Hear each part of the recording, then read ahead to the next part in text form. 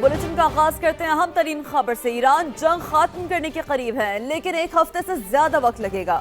امریکی صدر Donald Trump کا دعویٰ، کہا ایران کی طویل عرصے تک ایٹمی ہتھیار بنانے کی صلاحیت ختم کر دی، نیوی کے 51 جہاز تباہ کر دیے، میزائل اور ڈرون صلاحیت محدود کر دی، زمینی فوج بھیجنے کا ارادہ نہیں۔ امریکی صدر کا نئے سپریم لیڈر کے انتخاب پر ناگواری کا اظہار، کہا مشتبہ خامنئی کے انتخاب پر مایوسی ہوئی، اس سے ایران میں صورتحال نہیں بدلے گی، ہم ایران کا ایسا صدر چاہتے ہیں جو دنیا کے لیے اچھا ہو۔ امریکی صدر نے کہا ایران کے پڑوسی ممالک غیر جانبدار تھے لیکن ایک ہفتے سے زیادہ وقت لگے گا۔ امریکی صدر ڈونلڈ ٹرمپ کا دعویٰ، کہا ایران کی طویل عرصے تک ایٹمی ہتھیار بنانے کی صلاحیت ختم کر دی، نیوی کے 51 جہاز تباہ کر دیے، میزائل اور ڈرون صلاحیت محدود کر دی، زمینی فوج بھیجنے کا ارادہ نہیں۔ امریکی صدر کا نئے سپریم لیڈر کے انتخاب پر ناگواری کا اظہار، کہا مشتبہ خامنئی کے انتخاب پر مایوسی ہوئی، اس سے ایران میں صورتحال نہیں بدلے گی، ہم ایران کا ایسا صدر چاہتے ہیں جو دنیا کے لیے اچھا ہو۔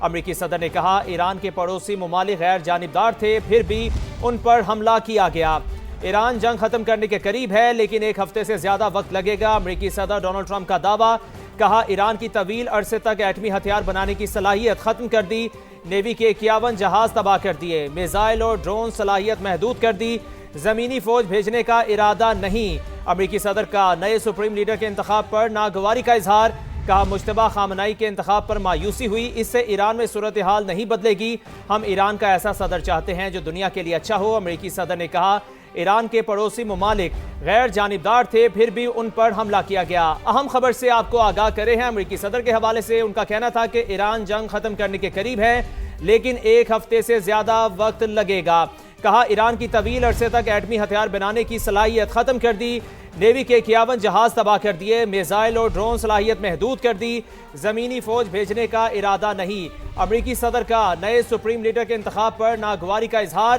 کہا مشتبہ خامنئی کے انتخاب پر مایوسی ہوئی۔ Very close to finishing that. On Iran, you called it an excursion. You said it would be over soon. Are you thinking this week it will be over? No, Are you but talking soon. about days? I think soon. Okay, and with respect Very to soon. Everything they have is gone, including their leadership. In fact, there are 2 levels of leadership. So we're winning very decisively. We're way ahead of schedule. Most of Iran's naval power has been sunk. It's on the bottom of the sea.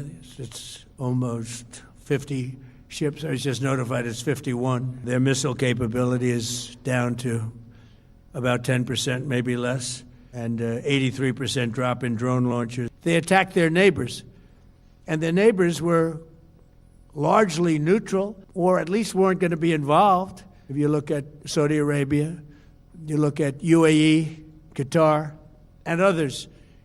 But they were strong and they were smart. Iran's a very powerful country. They were going to take over the Middle East. If we did not hit them, they were going to take over the Middle East. We could call it a tremendous success right now as we leave here. I could call it, or we could go further. The big risk on that war has been over for 3 days. Basically, I can see that they will no longer have any capacity whatsoever for a very long period of time of developing weaponry that could be used against the United States, Israel, or any of our allies. You know, I was disappointed because we think it's going to lead to just more of the same problem for the country. So I was disappointed to see their choice. We don't want another president that maybe wouldn't be willing to do what I'm willing to do for the good of the world.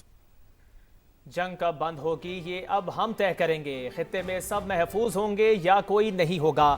Iran کی پاسداران انقلاب کا امریکی صدر کے بیان پر رد عمل، ترجمان نے کہا ایران سے متعلق امریکی صدر کی باتیں مضحکہ خیز ہیں، حملے جاری رہے تو خطے سے تیل برآمد نہیں ہونے دیں گے۔ ایرانی نائب وزیر خارجہ نے کہا فرانس، چین اور روس سمیت کچھ ممالک نے سیز فائر کے لیے ہم سے رابطہ کیا ہے، جنگ بندی کے لیے ہماری پہلی شرط جارحیت کا خاتمہ ہے۔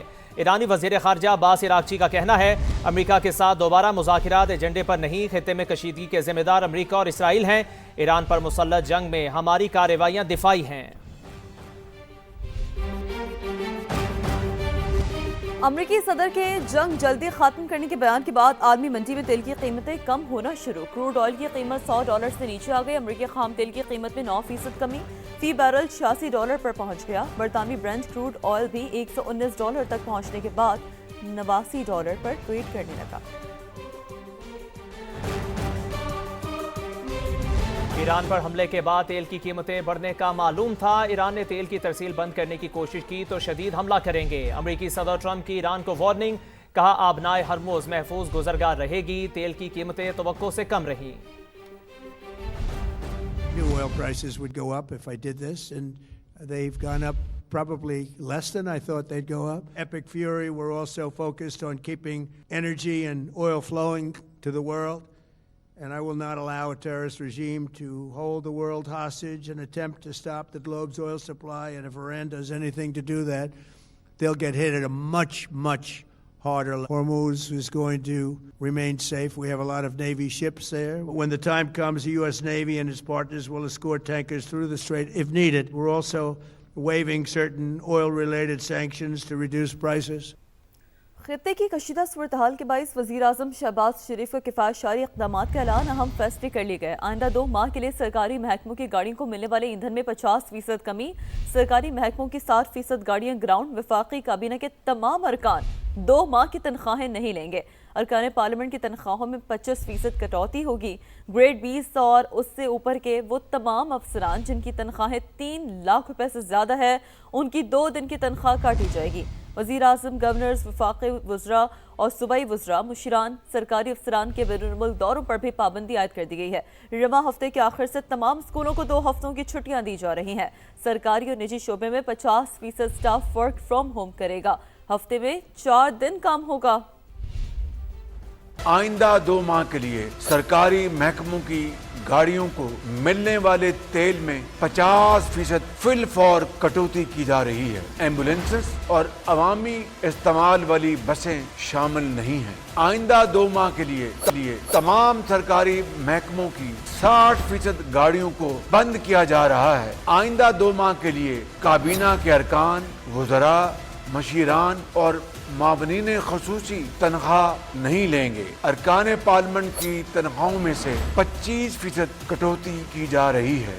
20 گریڈ اور اس سے اوپر کے ایسے افسران جن کی تنخواہ 3 لاکھ سے زائد ہے, ان کی 2 دن کی تنخواہ کی کٹوتی کر کے عوامی ریلیف کے لیے استعمال کی جائے گی. تمام سرکاری محکموں کے تنخواہوں کے علاوہ کیے جانے والے اخراجات میں 20% کمی کی جا رہی ہے. سرکاری محکموں میں گاڑیوں, فرنیچر, ایئر کنڈیشنر اور دیگر اشیاء کی خریداری پر مکمل پابندی عائد کر دی گئی ہے. وفاقی و صوبائی وزراء, مشیران اور معاونین خصوصی اور سرکاری افسران کے بیرون ملک دوروں پر بھی مکمل پابندی عائد کر دی گئی ہے, سوائے ان دوروں کے جو ملکی مفاد کے لیے انتہائی ناگزیر ہیں. یہ پابندی وزیر اعظم, وزراء اعلیٰ اور گورنرز پر بھی عائد ہوگی. ٹیلی کانفرنسنگ اور آن لائن میٹنگز کو ترجیح دی جائے گی. سرکاری عشائیوں اور افطار پارٹیز پر بھی مکمل پابندی. سرکاری اخراجات میں کمی کے لیے سیمینارز اور کانفرنسز ہوٹلوں کی بجائے سرکاری جگہوں پر